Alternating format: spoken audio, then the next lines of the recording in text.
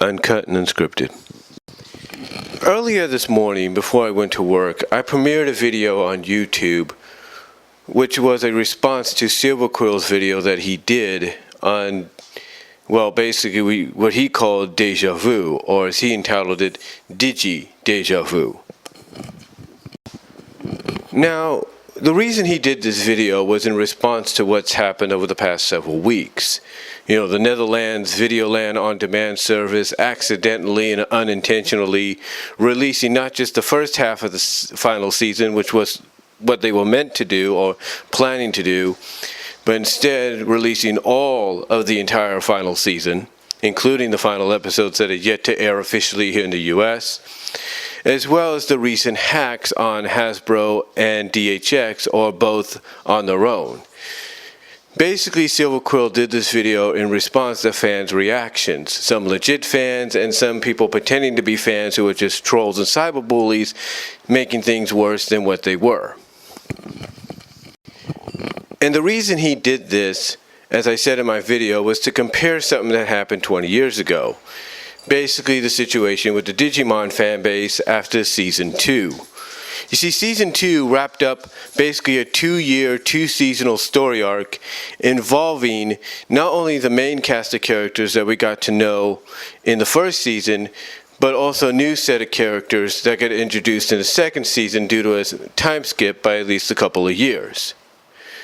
But all revolving around one similar continuity and story arc.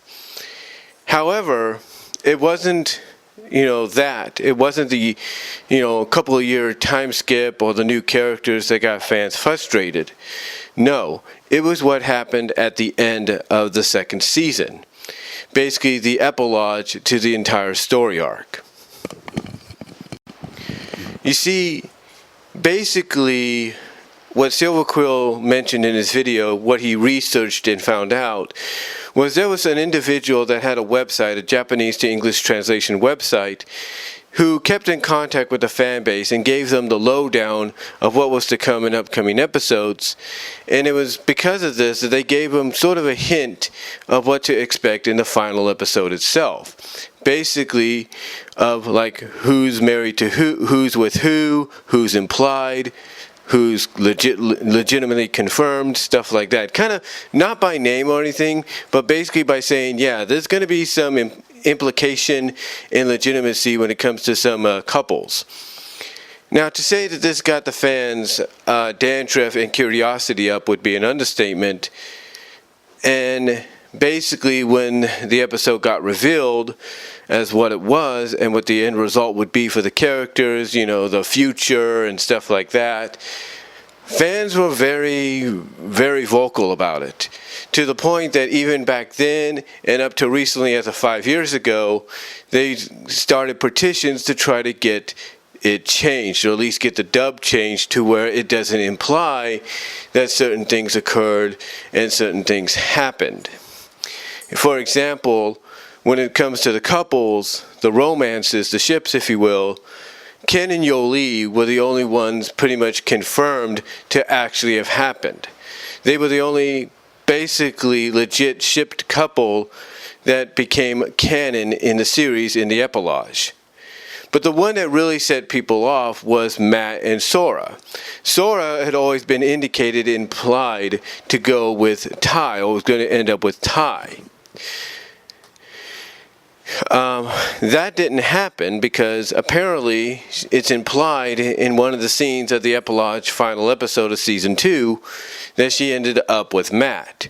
A lot of fans were not too thrilled about this, and basically that's one of the reasons petitions were started, because they want that changed. They want it implied that they want it implied or confirmed it's not Matt she's with, it's Ty she's with. And that her and Matt are just in the same scene because they're talking to the kids, within the same framework, within the same picture or whatever. So yeah, fans were not too thrilled. And the reason Silver Quill brought this up is because of the fact that it's very similar to how fans reacted to the unintentional early releases by the Netherlands of the final episodes of MLP-Silver, as well as the hacks and what fans saw or are hearing about, whether they like spoilers or they don't, or they're into spoilers, or they've seen the episodes or whatever. And the reason Silver brought this up, as I mentioned in my video, is because he wanted to point out the fact that even if you don't agree with the resolution at the end in the final episode, especially if that final episode or final episodes are done in ways that you may not agree with, then you don't have to like it. You can actually change it. You can actually change it by creating stories on your own. It's an open book. And that's what he was getting at. He said that basically after the last battle, a lot of fans didn't acknowledge the epilogue episode that takes place in the future, that instead they proceeded to write their own continuity that takes place after the final battle and go from there. They didn't even act like the epilogue episode of the future existed. It basically didn't in their minds. And that's what he's getting at. That you don't have to acknowledge possibly what happens after, the ending of the end. If you don't like what you're going to probably see in the last problem, then basically you don't have to act like the last problem exists. You can act like, hey, the ending of the end, it's not the finale, but we're going to come up with our own finale. We're going to come up with our own epilogue that sets things correct or sets things right. And here's what's funny. A lot of fan bases do that. A lot of fan bases do that if something doesn't go the way they want. A good example, I'm pretty sure currently as we speak, is Game of Thrones. Not a lot of people were thrilled not just with the season, but with the finale. So you can't tell me that there aren't people currently as I speak that are on those laptops or computers typing up their own interpretation of how the season should have gone with certain stories, or how the ending should have gone, because they are. And that's what he's getting at. Just because you may not like the ending doesn't mean you have to agree with it. You can basically come up with your own scenario, your own storyline. And that's all that matters. That's all that legitimately matters. If you don't like something because, it did this or it did that, fine. You don't have to like it. You feel you can come up with something better? Go for it. The door is yours. The door is opened. It's like I said with Dragon Dropped. You have in my opinion, four different viewpoints of how people look at the episode. And it's because of these four different viewpoints that the door is open to write it, or write the aftermath of Dragon Dropped any way you want. If you want to write it to where you feel Sparity is over and Spike and Rarity move on and find new love interests, fine, go ahead. If you want to write it to where Sparity is now stronger than ever and it's going to go on forever and these two are going to end up as an item, door is open, go for it.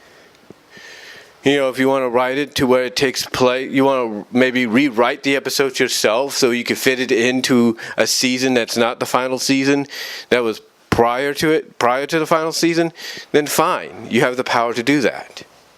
Door is open. And if you want to write it to where Spike ends up being with Gabby the Griffin, there you go, door is open.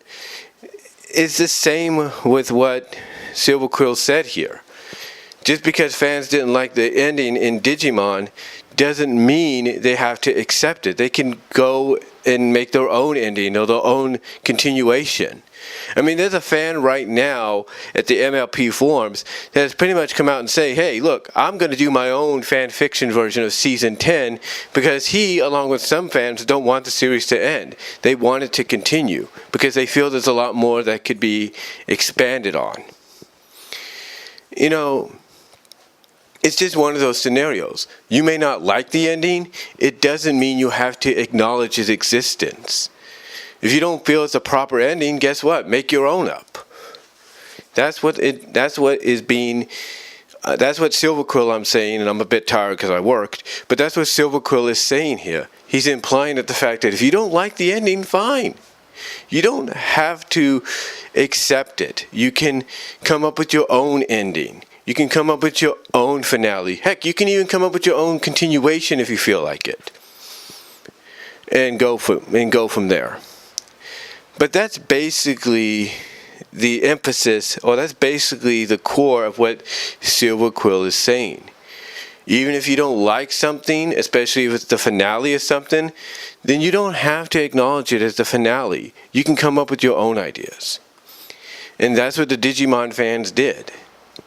And I'm sure that's what a lot of fans, especially those that have yet to see these episodes, that are waiting for the official US releases, are going to do as well. They're going to probably come up with their own stories and ideas if they don't like what they see. So, anyway, that's just something I wanted to do as a follow-up to my reply to Silver Quill's video of Digi Déjà Vu. And that's MLP-Silver Quill, if you will, for the closed caption on YouTube.